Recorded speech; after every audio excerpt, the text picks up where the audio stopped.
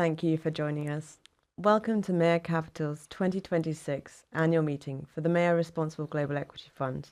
I'm Libby Ross, Senior Investor Relations Manager at Mayar, and I am delighted to be joined today by Aziz Al-Naim, Founder, Portfolio Manager and Managing Director, and Aubrey Brocklebank, Partner, Head of Research and Deputy Portfolio Manager.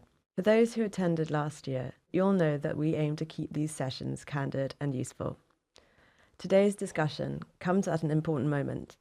The past year has prompted a period of reflection and, importantly, decisive action within the portfolio. You'll hear how that has translated into a meaningful repositioning, one that the investment team believes has improved both the quality and the risk profile of the portfolio. We will additionally discuss our approach to AI and how we are using it to improve our research process.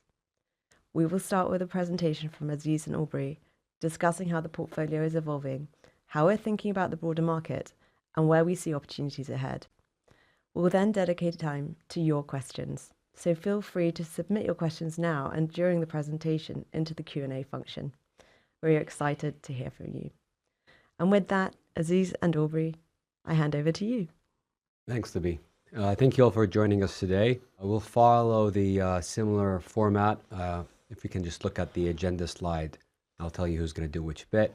So I'll talk briefly about recent performance, and then I'm going to hand it over to Aubrey to talk about basically where we're seeing opportunities, the AI disruption, risk, what's happening in AI and investing, how we're benefiting and we see opportunities, and the challenges of the market that we are in. And then I'll talk more about just kind of how our portfolio looks today, some of the changes that we've talked about in the last quarterly letter, and the kind of the big turnover in our portfolio that happened in Q1 of this year, and why we did it, and why that makes us super excited about the upcoming 12 to 24 months. And then after that, we're going to have plenty of time for questions. Thank you to those who have sent them previously. It really helps us think through them and answer them in probably a better way than asking on the day, but please feel free to still ask on the day if something comes to mind during the session. So let's look at the next slide, which is, what you're seeing now is something that we put in the last quarterly letter, and we've kind of put it in front of you a few times actually in the past. This is my preferred way of thinking about performance. The red line is our 5-year rolling returns on an annualized basis, and the blue line is the MSCI World. And the reason I like to think about our performance in this measure is I think it takes away a lot of the noise that happens in any one year, or even frankly 2 years. So I always like to think about 5 years of returns when I'm thinking about whether we're doing well or not. And then the other thing that I also want to point out looking at this is we don't actually manage money against the benchmark. We've talked about this in the past. Our goal has always been to maximize risk-adjusted returns. I am confident that over long periods of time, 5, 7, 10 years, the two do come in hand, but that is not always the case in any short period of time. The other thing to really see in this chart is that we've managed until fairly recently to achieve those good 5-year returns on an absolute basis. And we've also managed to outperform the MSCI World pretty consistently. So if you look at the space between the red line and the blue line, until basically about 2.5 years ago or so, we've managed to achieve that. But you see that massive divergence happening over the past 2.5, 3 years. Again, I've talked about this in previous letters in more depth, and I encourage you to go back and look at that. But that has not gone, obviously not gone unnoticed for you and even me as an investor. And we did take this as an opportunity over the past, I'd say 6 to 9 months. So sort of about just after the summer, end of summer last year, to really go back and say, okay, are we doing something wrong? Is there something in our process that we've missed? Have we made mistakes either of omission or commission? Just try to really dig deep into the past and see if there is something to be learned from this experience. Not only because we want to know, the goal isn't to say, we did this or we did that and kind of assign blame. The real goal is to figure out how to improve the process. We've always said our process has to be kind of an organic a process where we learn from mistakes. And so what can we learn from it? And we've learned a lot, and I'll get to what the portfolio looks like later in today's presentation. But I think one of the biggest kind of takeaways from this kind of soul searching is that we don't think there's anything broken with our process. And that actually gave me a lot of reassurance, because I was worried for a second that we've done something that not following our process, or in the process kind of diverging from the way we expected to behave. But there have been mistakes that we have made. Some are mistakes of omission, some are mistakes of commission. And what happened over the past few months, especially since December with markets, has given us the opportunity to really rebuild our portfolio and end up with a portfolio that is a lot better than we've had in many, many years, both in terms of higher quality, lower risk, and frankly, even better upside, which is a very rare opportunity. And we'll get into some of the specifics later today. I want to hand it over to Aubrey now and go to the next slide to dig deeper into some of the things I mentioned. Thank you. One of the things we look at when we look at this sort of the market as a whole is we try and ask ourselves, what growth is required? Because when we talk about margin of safety, we're not just talking about it in terms of a simple multiple. We sometimes think, what is implied, and does that have a margin of safety there? So what we did is, we said, well, let's imagine that margins normalize, that multiples normalize, to 20-year averages. And, I say we normalize margins. I was a bit more generous with some of the names like NVIDIA, that because their actual normalized margin over 20 years is something like 20%, which is actually good for a semiconductor company, but it's a long way off their current 65%. So I normalized it to something in the realm of 40 to 50, because I'm going to be conservative on our part here. But what we found is that over the next 10 years, if you want to get a 10% return over the next 10 years, you're going to need NVIDIA, Broadcom, and all the other AI-related stocks to grow about 25% a year. I mean, that is just absolutely huge. For 10 years, that is immense. There are so few companies in the world that can do that, and very few companies that can do that when they get to $1 trillion, right? Yeah. Well, none have. Exactly. So we don't think it's likely. I'm not going to say don't think it's possible, because yes, AI is game-changing, but still, do you want to bet on 25 years? And then we look at the market as a whole, and it's about 20% required growth, and quite a bit more if you then include the new tech names like SpaceX and Anthropic and OpenAI. 20% a year. Again, for the whole market, it's never done that in any 10-year period. Yeah. In any 10-year period, it's never grown 20% a year for 10 years. I mean, 1 year maybe. And then you're talking revenue or earnings? Revenue. Okay. Because we're talking about going from, low single digits of global GDP to mid-teens. Yeah. That, I just struggle to see how that happens. On the other hand, I look at our portfolio. Our portfolio requires 6% growth a year. And that's assuming that we don't have margin uplift, which, a lot of our stocks, we believe we do. So where do I want to be? Where do I want to invest our money? Where is the responsible place? Where is the place that is going to give us the fewest sleepless nights? Somewhere where you need 20% growth or 6% to get the same return. Yeah. And, so this is why, one of the reasons I feel very confident in our portfolio positioning at the moment, because I see the market requires 20%, and that leaves such a lot of scope for disappointment. Mm-hmm. I look at our portfolio where we only need 6% growth, and there's a huge opportunity for positive surprises, because a lot of those companies, we believe are going to be able to improve their margins, re-rate to higher multiples, and hopefully maybe even exceed that 6% growth target. So, I'm pretty comfortable where we are. And maybe if we can sort of look at the next slide, we can now start talking about, AI, how we use it. Because whilst I've just been negative on AI as an investment, and this is, look, for two reasons. One, valuation, and two, predicting the winners. Mm-hmm. Valuation I've just mentioned, but predicting the winners. I mean, when we talk about, I sort of remember the dot-com. I was, very early 20s, late teens. Late teens in the sort of build-up. Yeah. You could not predict the winners. Look at, who would have thought Google would have won? What search engine did you use? I used to use one that combined all of them. Yes, I used Dogpile, which was sort of aggregator. AOL, Yahoo. Well, Yahoo was the largest, and I think Excite had the best technology. Yeah.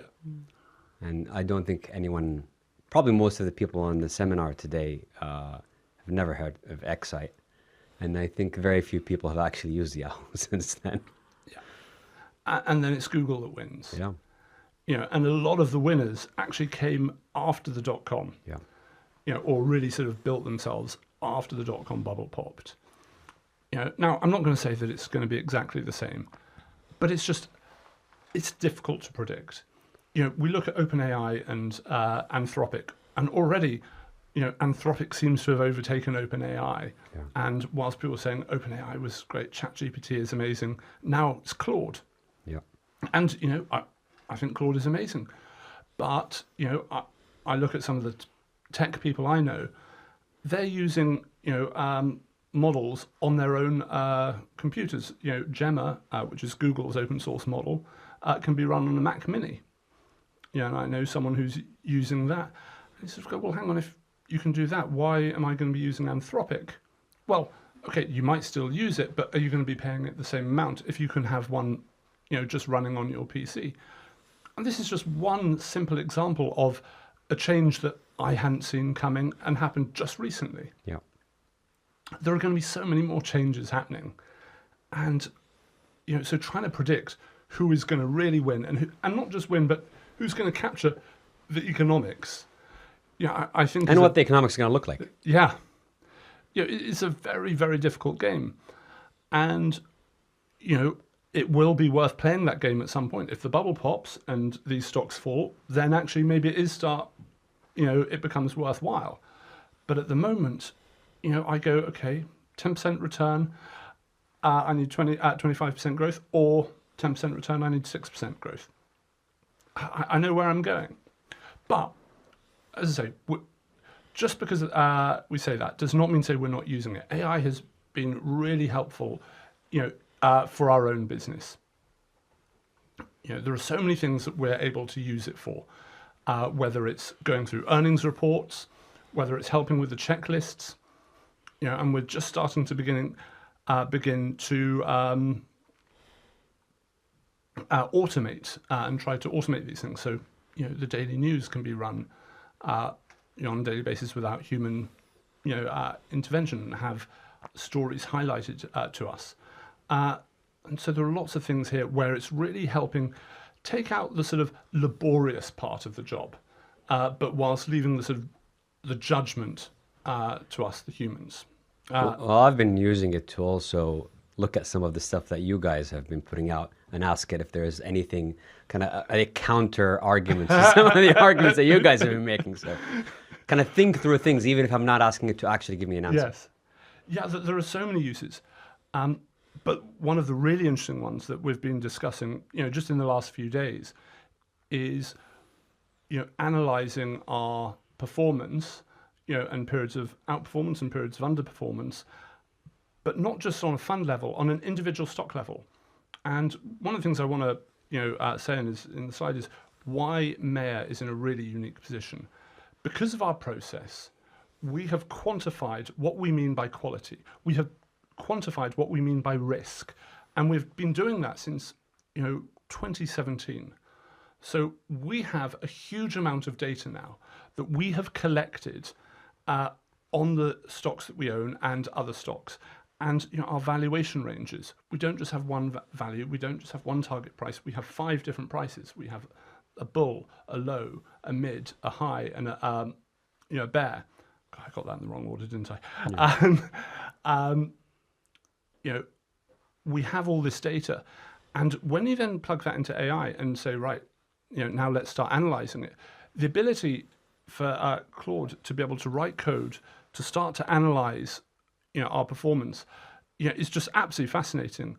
And it's really highlighted a few things that I think are going to really help us going forward.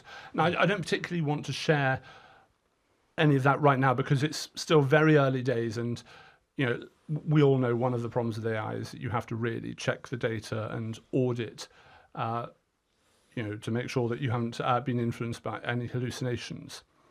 So we're too early to share, but we do look forward to hopefully being able to share something in the who knows, coming months maybe. Well, it's certainly highlighted areas where we should dig deeper. Absolutely. Yeah. Yeah. So I think we are uniquely positioned because of that data, because it doesn't just help us with the process, and it doesn't just mean that we can replicate it, but we can monitor ourselves and we can better understand ourselves.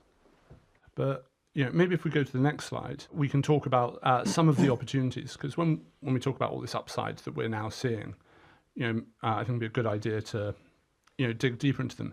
Now, Aziz, I know you love this business toast, so why don't you tell us all about this?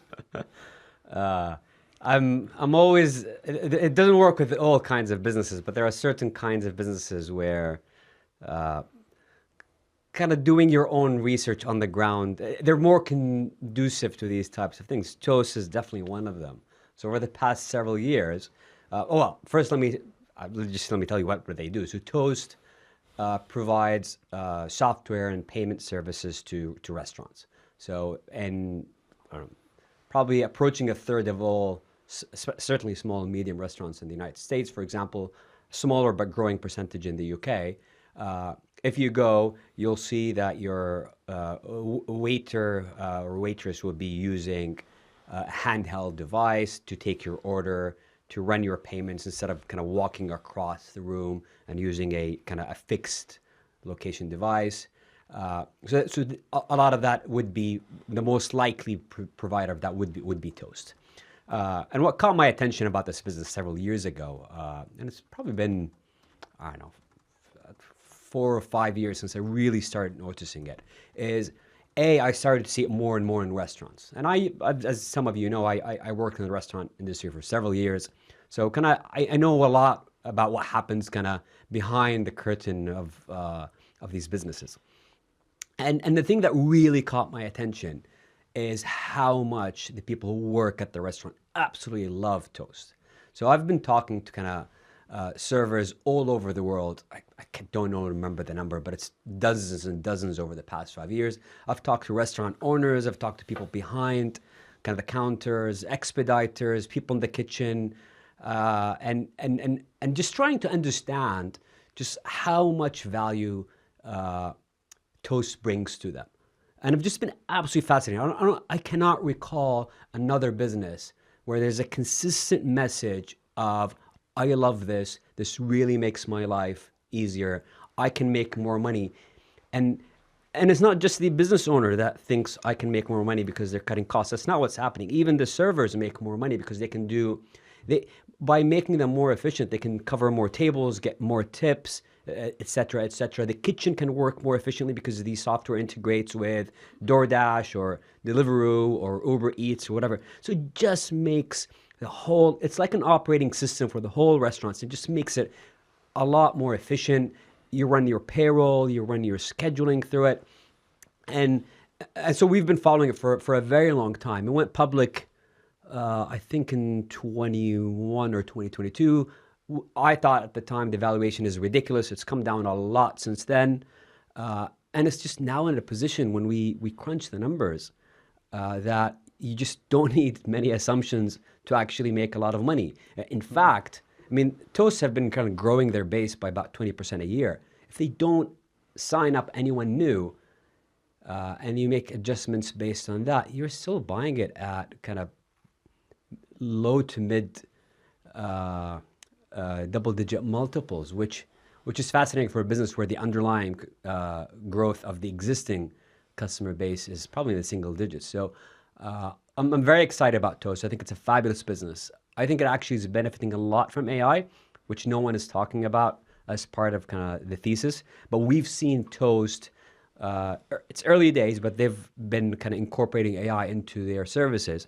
And they'll tell a restaurant owner, they'll help the restaurant owner or the manager better run the place, better run the inventory, better run the scheduling. It'll say things like, it's probably going to rain today. You have too many people scheduled for the terrace. No one's going to sit outside, etc., etc. Other people on this day last year, this happened. On this day last week, you and everyone on the street had this kind of footfall. And so just really improving, making, again, adding more value to the restaurant owner. And I'm very excited about it. Yes, no, I think it's a great thesis, and yeah, I can really see that this is one that's going to work for us. So two other companies that we think have a huge amount of upside. One is a value tech play, Capgemini. Now, this is a stock I've known for quite a long time.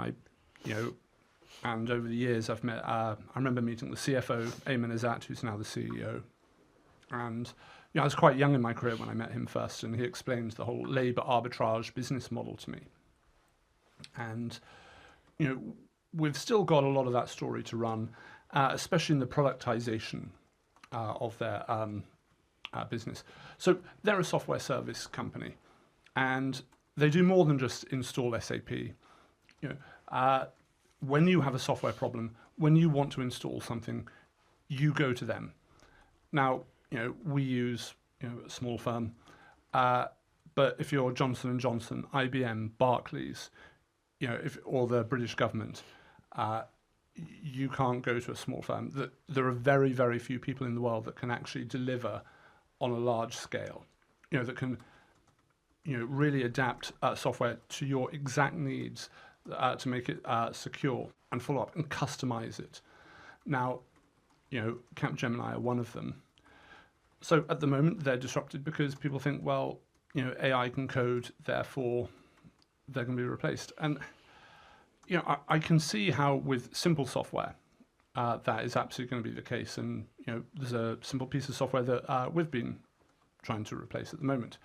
But I tell you what, even that is actually, and this is a really simple piece that does simulations. Even that is so much more difficult than I'd appreciated. Trying to get the user interface right, trying to get all those quirks and bugs. I mean, it's possible, but it's. But they benefit from AI in other ways, aren't they? Well, exactly, because one, if we want to install AI, on scale, or if a business wants to, who are they going to go to? That you don't go to the CFO and say, "Hey, can you vibe code us something?" Actually, the reality is, you go to Capgemini and say, "Hey, look, what can we do?" And they come in and they thoroughly audit it. And this is now decent double digits of their new billings, and that's up from basically nothing. Well, it was 3% even a year ago, wasn't it? Yeah. Oh. And now it's sort of decent double digits. It's probably going to be 20% plus, 20, 30% in the next year or two. So this is massive growth. But it's not just the growth. Actually, if their coders can be more efficient, then again, they can capture some of the value. Now, they won't capture all of it because the clients will say, hey, this is costing you 20% less. And they'll go, it's costing us 20% less, so we'll give you a 15% discount. And then they capture that spread. So I think AI will be a beneficiary for them in the long run. And this is similar to Samsung in many ways. You think about our investment in Samsung. That was meant to be, an AI laggard for however long. It was trading at 8 times, which is what Capgemini is trading at. And, it's now up 200% year to date, and we captured some of that, but not all, because it got to a point that was ridiculous. But we think Capgemini could easily become one of those names when people realise that actually, if you really want to implement AI for enterprise level, you're going to have to use someone like Capgemini. And I think a year ago, for me at least, looking at it, we had that thesis, but we didn't have evidence that it was playing out. But the fact that it's gone up so much as a percentage of revenue has given me comfort that actually the thesis is playing out, and it will turn into higher revenues, higher profits, and eventually the market can't ignore it. Exactly. Which is exactly what happened with Samsung. Yeah. And then once, the market does recognize it, if the bubble hasn't popped, the results can be explosive. Yeah. Then the third company I'd like to talk to you about is one I think we've mentioned a few times before but haven't owned, which is Middleby. Mm-hmm. Now, Middleby, they make ovens for commercial kitchens. They're founded in 1888, so a really old business. But it wasn't really until about 30 odd years ago that a chap called Salim took over and really just transformed it. And it's been a 100-bagger, over the last 30 years. Now, there are not many companies that can... 100-bagger as in 100x. Yes. Yeah. They have the share price is 100 times what it was 30 odd years ago. That's phenomenal. Yeah. And again, it's one we've mentioned before because it's just a proof that you do not need to be in these sexy tech names to make seriously significant returns. And I think sort of a 100 bag in 30 years, that's something like 38% a year. Which again is why we're sort of saying 25% a year revenue growth for 10 years is... Anyway, back to Middleby. So why do we like it? Well, it's come down in price quite a lot. And it's derated a lot because, it's come down in price a bit and earnings have still grown. Now, what has happened is that a lot of restaurants have deferred a huge amount of spending in their kitchen. Since COVID, there just hasn't been much kitchen spend. So that means you've got old machines in kitchens that need to be replaced, need to be repaired. So that's all well and good. But in the meantime, they have improved their offering very, very significantly. Not just with AI or tech or Internet of Things, but there's plenty of that too. But there is that. Yeah. But it's things like ovens that now are conveyor belt ovens. So you don't sort of just pop it in. It runs on a conveyor belt. And all these things mean that it is so the ROI for restaurants on a new oven, on this new equipment is so much greater than on the older ovens. It means you need less people, working on these lines. It means you can turn around, dishes faster. You can serve more customers. There's less food wastage as well. So the return on investment for a restaurant is huge. So we think, well, because you've deferred that spending for so long, and because you've now got a huge, thesis for why you should buy it for your kitchen, that's a great place to be. And when the stock is trading at like 13 times earnings, when normally it trades at 16 to 18, we just think this is a very compelling place for us to invest. And the fact that they've got a great track record of capital allocation, and can, make these acquisitions, is really positive. But then also in addition to that, they did make one acquisition that wasn't quite so good, which was things like Arga. Residential kitchens. Exactly, residential kitchens, which for anyone British, watching, you will know as Arga. Which is a sort of staple of every aspiring middle-class country home. Yeah. I mean, they're lovely. And yes, I want one. But they haven't really generated great returns for Middleby. You sort of see the logic, but actually residential is different to commercial. It's, I don't really need the latest technology in my house, despite the fact that I do want an Arga. But I'm a minority. No, I mean, the calculation is different. I mean, I remember when we had the restaurants, we invested in one of those convection ovens, and the ROI was basically we got our money back in about 2 years because it did shave. I can't remember the number, but it was like 1 minute off of prep time per pizza or something like that, and that actually made a difference. Yeah, so, and restaurants care about that, and maybe at home you don't. Yes. Yeah, the value is not the same. No, exactly. I'm not making that many pizzas. But anyway, those are just sort of three examples of, stocks that we're really excited about. But there are a lot more. We are seeing so many more opportunities that are happening now. And we believe that's because boring businesses are being starved of capital. People are just ignoring them. And, that is just creating more and more opportunities for us, which, we just continue to be excited about.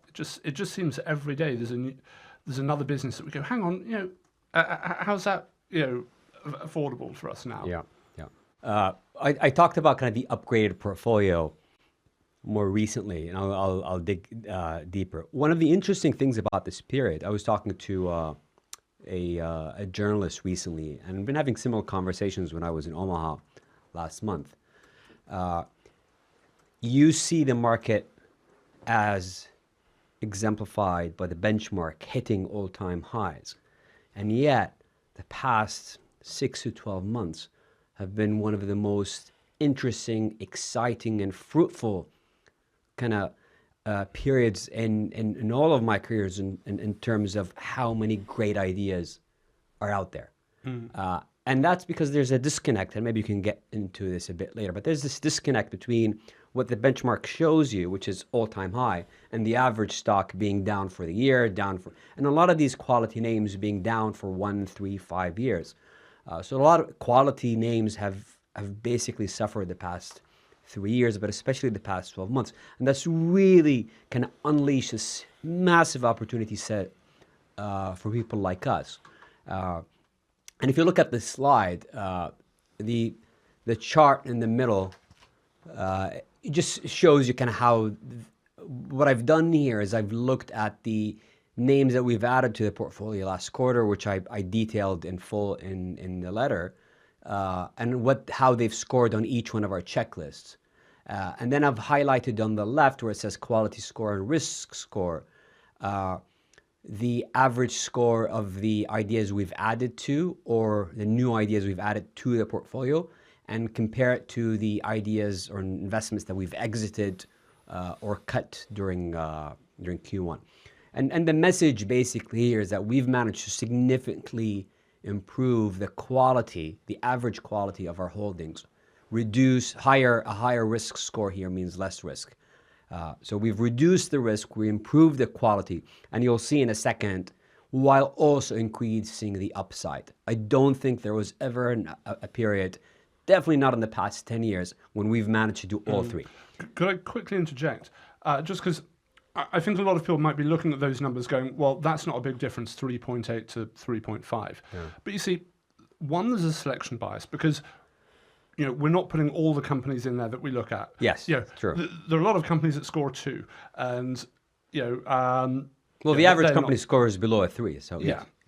But the vast majority of companies that we look at really average between 3 and 4, because 5 is really hard to get. 4 sort of 4.5 becomes the absolute maximum that we ever actually see in the wild.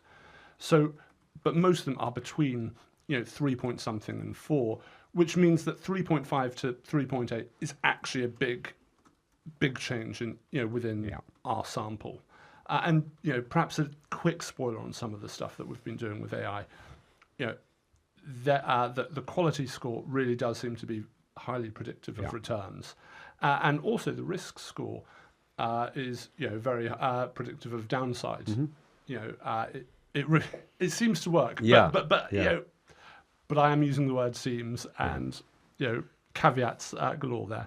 Yeah, and I think one of the things to really point out here is one of the things that we have learned, and if you go back to that same chart, one of the things that we have learned is, I think over the past, very slowly, and to some degree marginally, but we did have a drift downward in quality and score over the period kind of post-COVID. It's not a huge amount, but that did happen. And if we think that, and the data seems to support it, like you said, that there is a predictive power, then that is something where we should be paying more attention to in the future. I know you and I have discussed this to death, and how we can essentially, we did not trust our process enough, is my way of thinking about it. I think we could have done better in terms of actual outcomes for the portfolio had we done that. And we've learned from this period and have implemented things to make sure this doesn't happen again. So that's kind of one takeaway.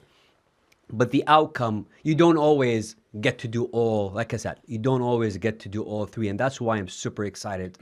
And that's why we've been able to turn over a quarter of our portfolio in a short period of time. It's because we do have this phenomenal opportunity set of high quality, low risk, cheap stocks. It rarely happens. And if we go to the next slide, I'll just show you. I mean, I've detailed this in the last quarterly letter. You've probably seen it, but just a reminder, it just shows me how much we've changed given that. And we've talked about our process in the past as being long periods of calm, punctuated by periods of hyperactivity when times allow that, and this is basically where we are now. And now that we have done that, we might sit on our hands and do nothing for a while. We're still looking at, I mean, actually, the research team has been absolutely prolific the past few months. So there are a lot more ideas that we're looking at. We're approaching something which happens very rarely, where we have more ideas than cash on the balance sheet, basically. And we're forced to make difficult decisions where we sell something that we like to buy something that we love. So we're getting to that position, which is always a great a place to be. I mean, in terms of an investor. So, and if we go to the next slide, just to show you, yeah. Again, this was in the letter, but let me just kind of explain what the chart is before I tell you why I'm excited about it. So the blue line is kind of the midpoint of what we estimate the portfolio upside is going to be over the next 3 years. And you see kind of that light green band around it. That's basically you can call it the distribution or uncertainty around our own estimate of it around that midpoint. So like we've talked in the past, we simulate outcomes and we do evaluation that is a distribution of outcomes. So this is essentially a snapshot showing you how over time that has evolved. But the blue line is basically the average point where we think is the most likely upside of the portfolio.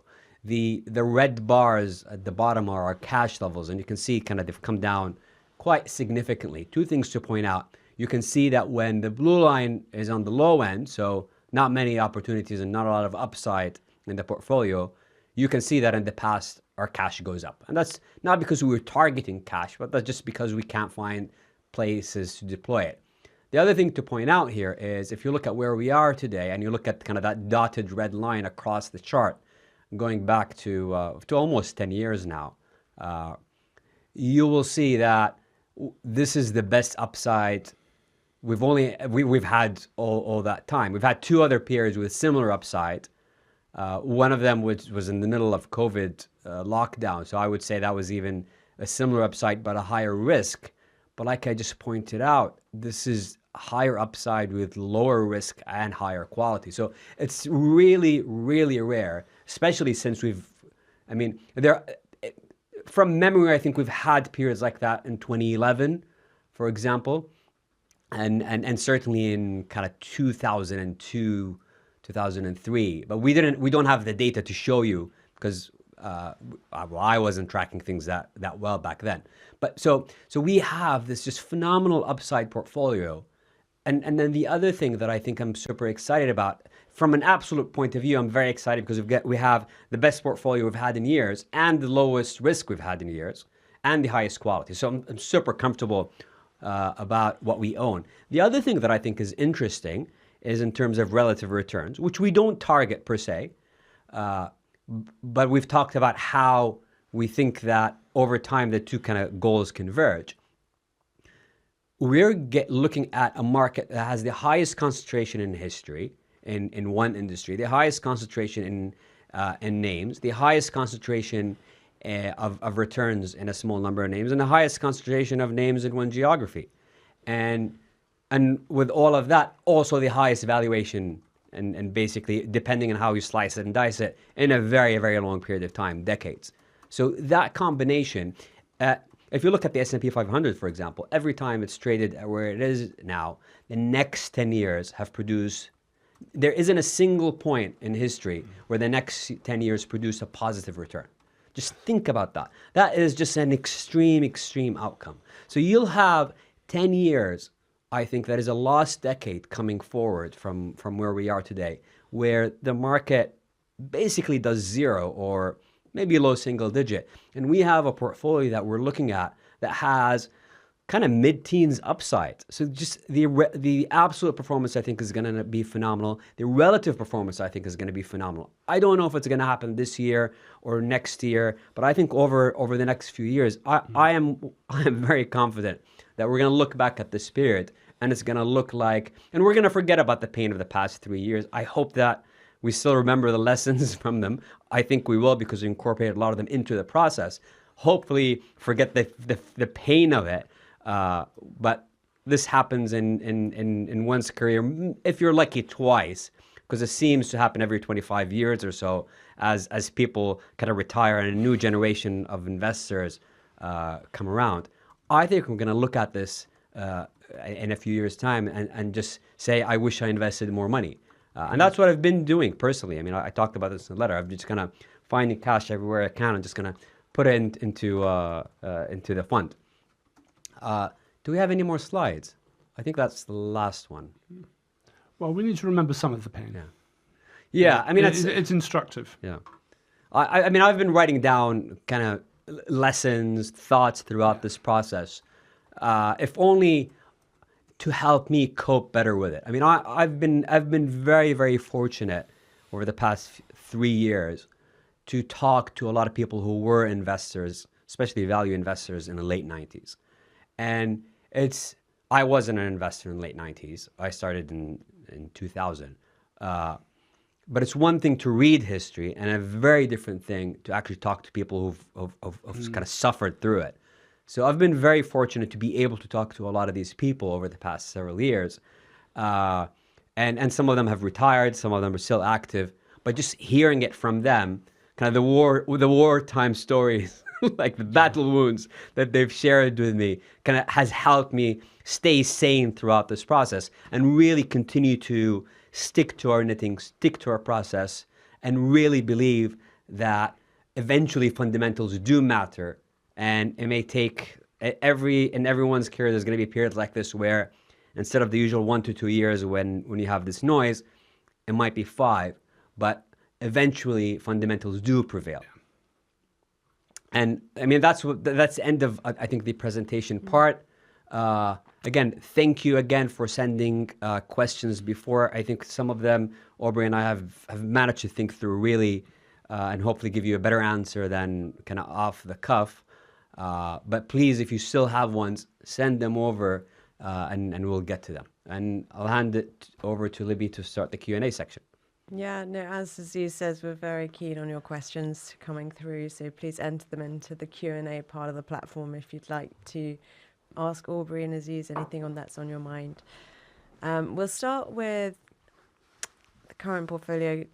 Given the current macro uncertainty and the possibility of a market correction, how is the portfolio positioned today? And specifically, how do the businesses you hold perform on the metrics that most matter in a downturn?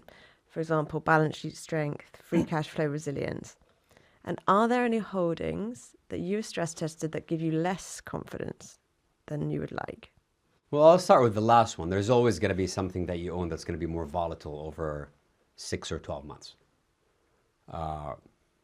We're not solving necessarily for that. But I think that's on a price basis, not on a value basis, and certainly not fundamentally. So I think our businesses on average have very strong balance sheets. They have strong cash flows. As we've talked earlier today, they just are trading at significant discounts. So there's a lot of margin of safety in the business side, margin of safety on the balance sheet, and margin of safety in the valuation. So that gives us a lot of confidence. The other thing that gives us a lot of confidence is we also are very conservatively positioned in terms of the industries where we're invested and the geographies we're invested. We have a very diversified portfolio across geographies. And then the other thing is we don't own a lot of the silly names and silly parts of the market that have gone up in valuation to what we think is risky levels. And so that gives me a lot of confidence. The other thing that actually gives me a lot of confidence is we have observed time and time and time again, especially over the past 12 months, that the portfolio and the process actually works in the way we think it would work. And I'll tell you kind of one metric of how I've been observing that. So one thing that I've been noticing is every time you have a day where AI stocks are up a lot, our portfolio isn't doing well. And obviously that's basically what's happened the past 3 years, right? But I dug deeper and actually looked at the daily data. And every time the AI stocks pulled back, our portfolio is up like 3% on a day. And I wanted to see two things. One is I got the sense that our relative performance in any one day is way, way bigger than any period that I can remember. So the data confirms that. So basically, the positive or negative differential in daily returns in any one day is very different. And I went back and I looked at correlations. And from the inception of the fund until 2020, 2021, our average daily correlation, so between our performance and the market's performance, has been about 0.86. So in any one day, we're kind of doing what the market is doing. If the market is up, we're probably going to be up. If the market is down, we're probably going to be down within a very small band. And what has happened since then is completely crazy. So from 2020 until today, that correlation has dropped to about 0.63. So really, really small. I mean, to put things into perspective, none of the global markets are less correlated with each other than maybe 0.8. So really, really less correlated with the market. In the past 12 months, our correlation has been about 0.59 or 0.58. So again, in any one day, we're not quite completely opposite the market, but there's a very small degree of correlation between what our portfolio is doing and what the market is doing. And we've always had high active shares, so which is a measure of what our portfolio is relative to the benchmark. It's always been in the mid-90s historically, so you should expect that, but not to this degree. So every time we've had the kind of the riskier, crazier bit of the market come down, we've had our portfolio do well. And that gives me a lot of comfort and a lot of confidence that if our thesis plays out, we're going to do well, and our portfolio is going to do well. I don't know if you have anything to add. I mean, I think the only caveat I would give is that, if we do have a very big correction, every correlations all go to 1. Yes, yeah, but in the short term. So in the short term, you would see a lot of turbulence, and it's possible that in the short term, we might underperform briefly because, there are so many other factors that go into it, and obviously at the moment, ETF and pod shop trading, is a big factor. Yeah. But on a 6-month, 12-month, 18-month view, I would be very surprised if we were not very significantly ahead. Well, that reminds me of during the great financial crisis. The market pulled back by about 40% in 2008. Our portfolio initially, in the initial stages, was falling the same or worse actually than the market. But then within the first 12 months, we were down 26% compared to 38% for the market. But the more interesting thing is that within 2000, by the end of 2009, we had already broken even relative to where we started 2008. And it took the market another 5 years to break even. So the initial stages, everything, like you said, the correlation went to 1, but we very quickly recovered and the market didn't. So it might play out that way. You're right. Yes, and but also I bet in 2008, again, we don't have the data, I bet the upside to the stocks was not the same as it is now. Not going in, yeah, that's true. So yeah, reasons to be more optimistic. Yeah. So on a similar theme, there's a question that was pre-submitted about recent performance. We were informed in previous meetings that the fund is well diversified away from the MSCI. An example was cited that when the MSCI drops by a certain percentage, the fund does not drop as much. We've used this to continue investing in a downward trending market. However, the decline has continued and exceeded that of the market. How should we interpret this, and what has driven the divergence? Yeah. Well, I guess I'll answer part two, which is basically the average stock is down a lot, and we're down less than the average stock. The problem is the MSCI, and especially driven by the S&P, which is now almost 70% of the, about 70% of the MSCI. What you see as the benchmark returns is not the returns of the market. You have had the situation, and I think I wrote it down here. Yeah, so the S&P 500 over the past, or this year, 80% of the S&P's return has come from two stocks. 100% of the returns has come from only 40 stocks. The rest of the market has lost money.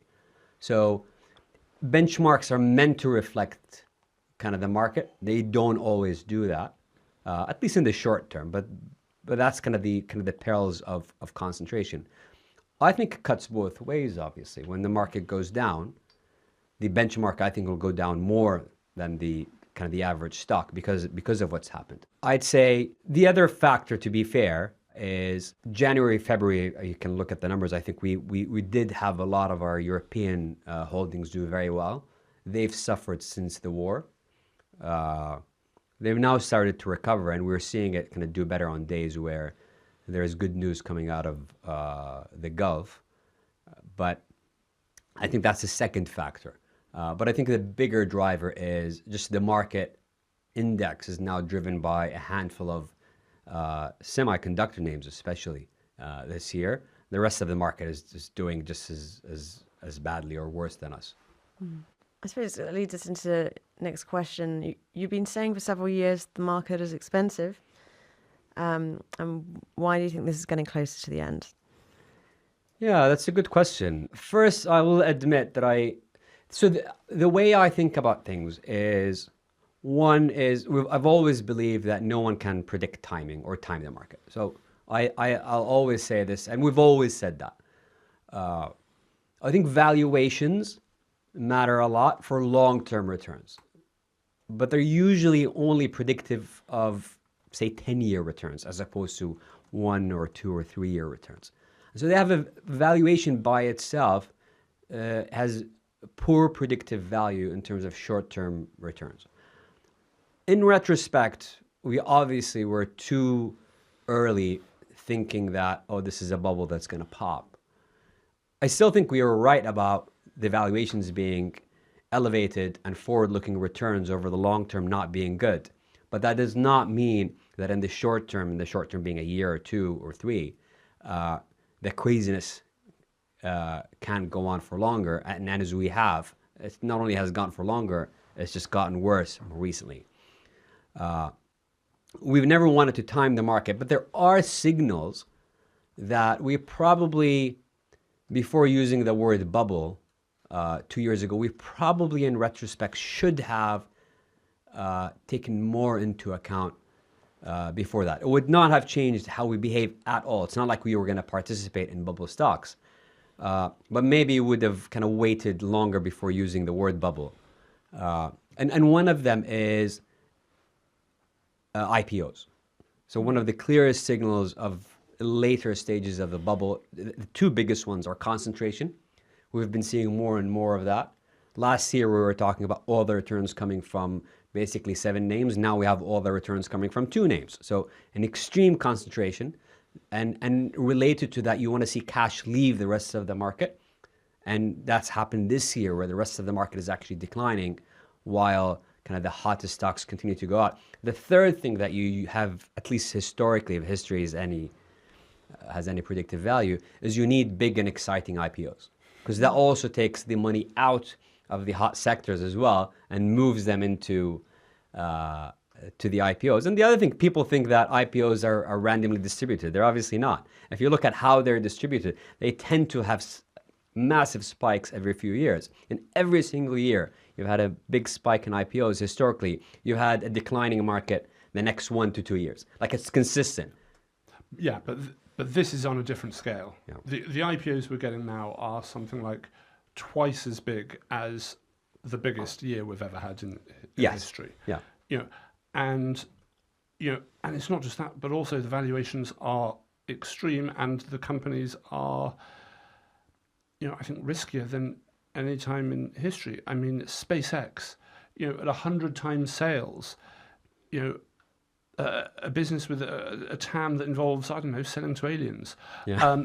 Data centers in space. I'm sorry, it doesn't make sense. But that's instructive, right? The fact that they think they can get away with it. When they will, and for a short period they'll get away with it. 1.7 trillion valuation. That you can put a data center in space. And incidentally, now that we've had their S1, we happen to know that they bought $600 million worth of Tesla cars. Yeah. I'll just leave that out there. Well, the bulk of the TAM, I think out of 28 trillion, is it 25 or something like that, is all about putting people on Mars and stuff like that. Yeah. So it's... And I mean, just very quickly on data centers in space. I didn't realize it, but cooling is the big problem. I thought, space is cold. But no, for heat transfer, you've got to have convection. Convection, conduction, or radiation. And in space, you can only radiate heat.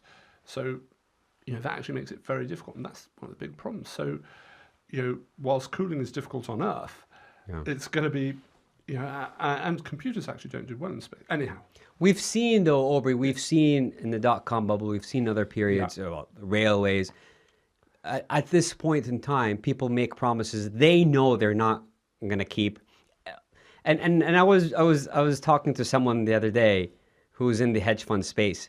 They're buying the stock and participating in the IPO. They know actually, or they don't believe it's going to happen. They think Elon Musk is bullshitting here, but they think that enough people will believe this story, and when it flips to the ETFs in 15 days' time. Exactly. So they're trying to sell to a greater fool, basically. Yes, and they get out before the lockup. Yeah. Because that's the other thing, that whilst the IPO is a huge amount of equity issued, which is going to suck capital from other places in the market, the lockup, as soon as people start selling their stock, that's going to be very different. Yeah. But yes, it is. It's the greater fool, and sadly, the greater fool can often be some really intelligent people. I mean, I know we've discussed Newton before at the South Sea bubble. Yeah. But Druckenmiller, the .com, Marshy's son at the .com as well. Yeah. These, huge number of people, think they can get in because you sort of look at it and go, well, I just know that this is going to do really well for 6 months, 12 months. We're in a bubble, but it's going to go up. And it's sort of, it will until it doesn't.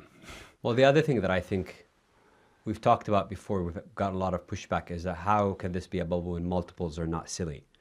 And I think one thing to remember, and that happened by the GFC is more like that than the .com, which is you can have an earnings bubble as opposed to a multiples bubble. So you can have something that looks like it's trading at 30 or 40 times, and you say, that's not as silly as 100 times. But if you have an earnings bubble where fundamentally you're over-earning, and that's basically what financials were doing leading up to the GFC. Exactly. Financials leading up to the GFC traded at low multiples. It did not prevent them from going down. And obviously they have levered balance sheet and all of that. So they're going to go down 95 or 99%.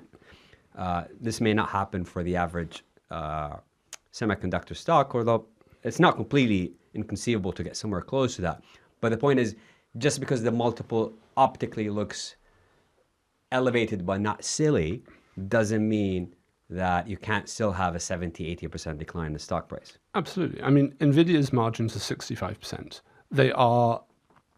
That is just some of the best margins for any business anywhere in the world. But this is a business that has averaged, I think I mentioned earlier, 20. It's averaged about 40 in the last 5 years. 65 is so hard to sustain because that assumes that you just have no competition, and we are seeing so much competition entering the market now. And expectations are so elevated. We've seen that with Broadcom reporting yesterday. They printed amazing numbers. Stock is down like 15% because it's like at some point you have to. It's like taking drugs. Every time you just need to keep upping the dose. You need a TAM that is, atmospheric. Yeah. Or beyond stratospheric. Yeah. So I suppose that leads us onto the year ahead more broadly. Question. If you had to articulate your single biggest portfolio risk entering the next 12 months, what would it be? Melt up. Yeah, I agree.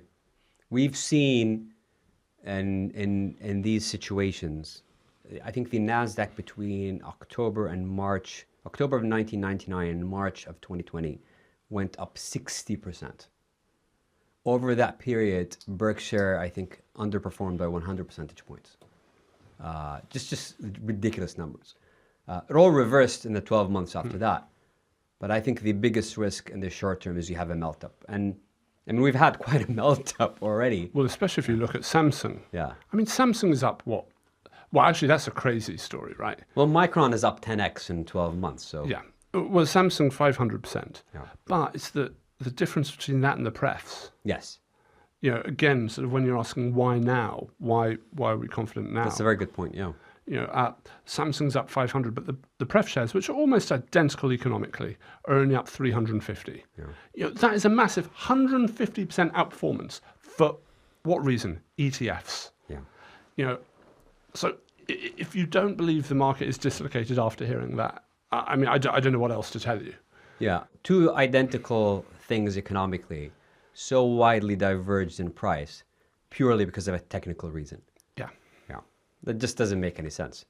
No, and eventually it reverts, but the risk, as you say, it's the melt up. It's I think a melt up is definitely the biggest short-term risk. The flip side of it is people have been talking about indexing and passive investing and all of that for the past several years. It cuts both ways. And in the same way that it did this to Samsung, it'll do the opposite on the way down. And so I think it's going to be very ugly for the benchmark and for passive investors because, it just the flow, it's like leverage. It helps you on the way up, but it kills you on the way down. Yeah, I think we've got time for maybe 3 or 4 questions. Again, coming back to kind of AI, how do you distinguish between a temporary valuation dislocation in software and a structural re-rating of AI infrastructure beneficiaries? And what would make you rotate meaningfully towards the part of the market? Could revisit AI there. I mean, in the end, we're guided by the fundamentals in valuation.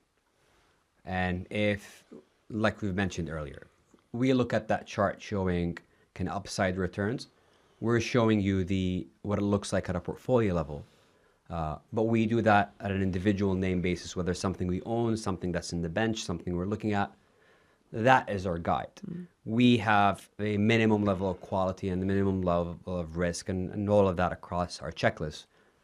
And then the upside needs to be meaningful and the downside needs to be limited.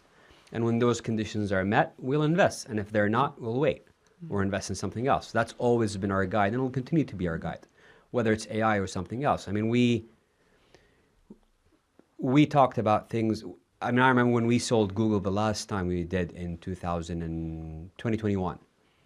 And it sold off in 2022 and we came back and bought it again. So we're not opposed to owning tech names. We've owned many tech names. I mean, we've owned Alphabet for 15 years now. We've owned Microsoft for almost as long. It's just we are guided by risk reward. And there are times when we're getting paid to take risk, and there are times when we're not paid to take risk. And kind of that's how we make decisions. Mm-hmm. Thank you. I said beyond returns, could you talk about the role that the fund is designed to play in an investor's portfolio? I mean, since inception, actually, if you look at our fund documents, we never talk about outperforming, by the way. We've always said our goal is to generate attractive risk-adjusted returns. To me, that's always meant, if you own equities, you should get something in the high single digits, maybe 10%.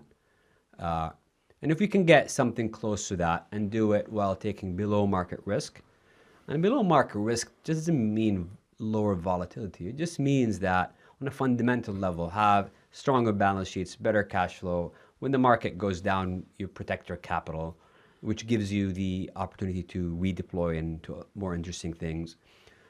Just essentially sleep better at night and do market level or slightly better returns. That's always been our goal.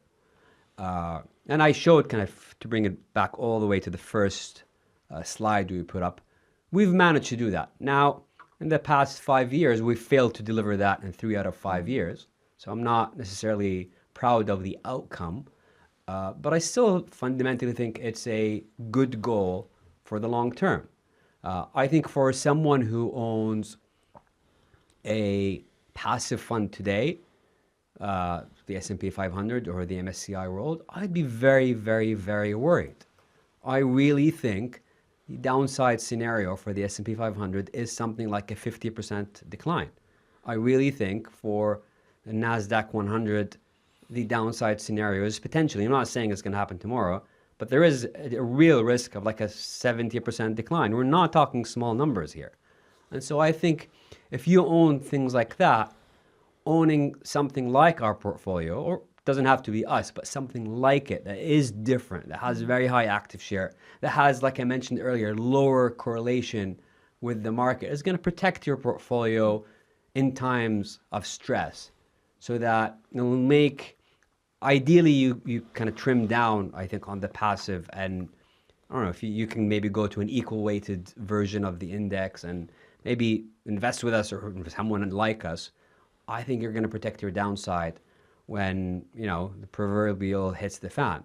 But I think that's the short-term benefit, short-term as in the next 12 to 24 months benefit of owning our fund. Over long periods of time, I still think we'll do better, and I think we'll do it with lower risk. And I think over the next 10 years, the market is not going to do well, and I think we will.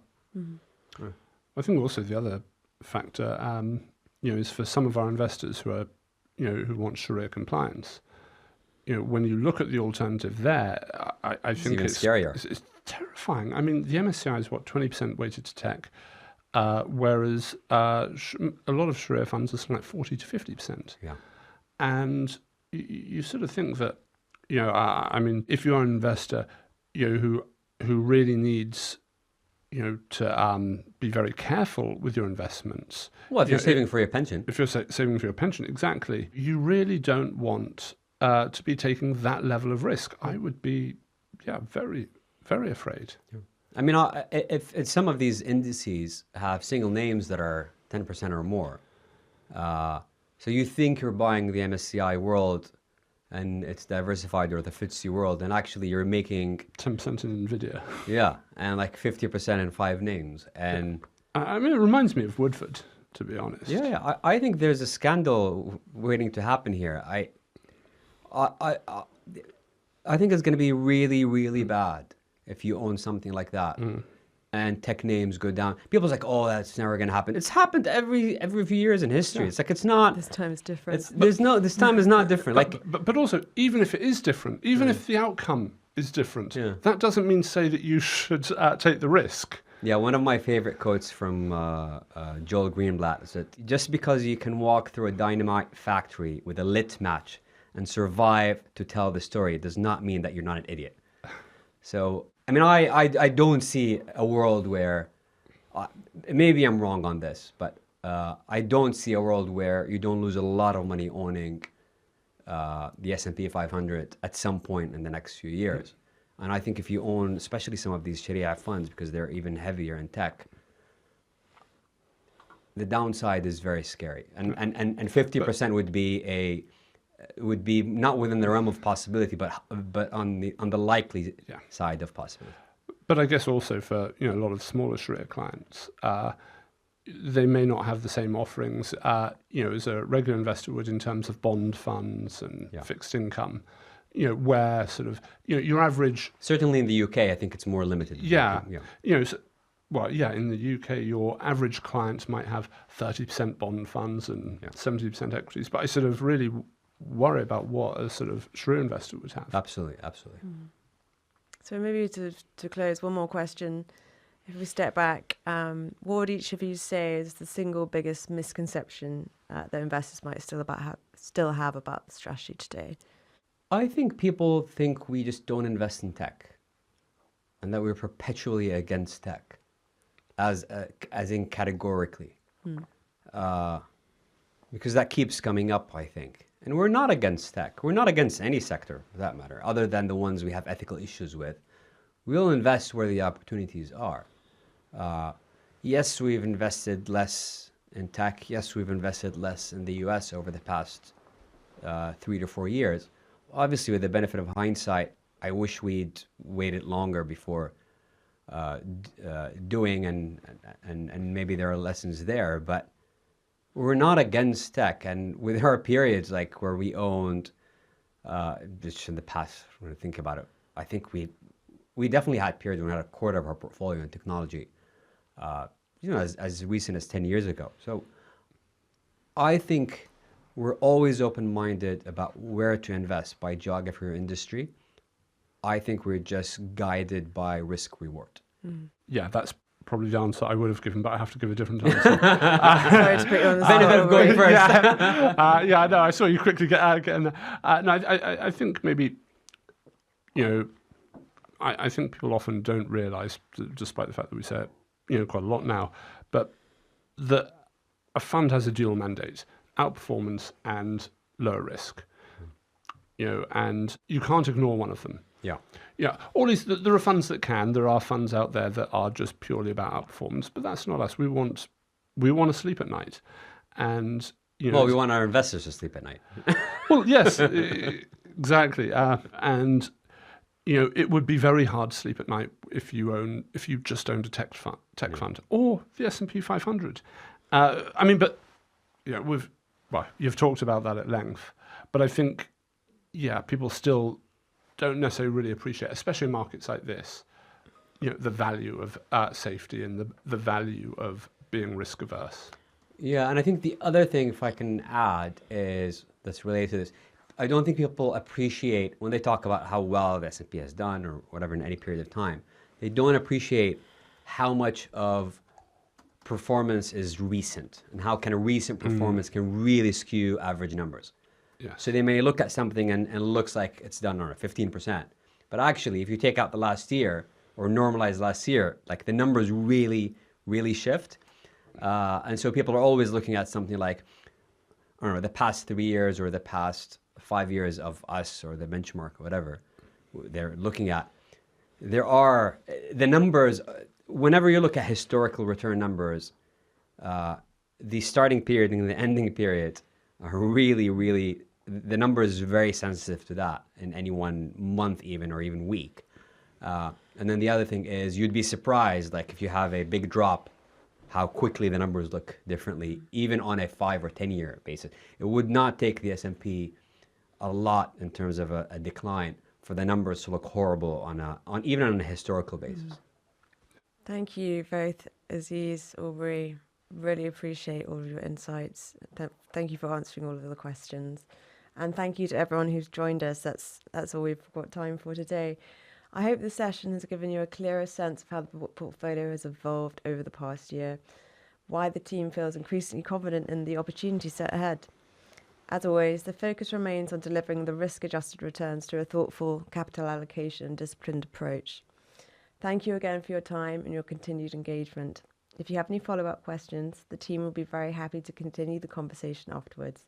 Please email them to ir@mayarcapital.com.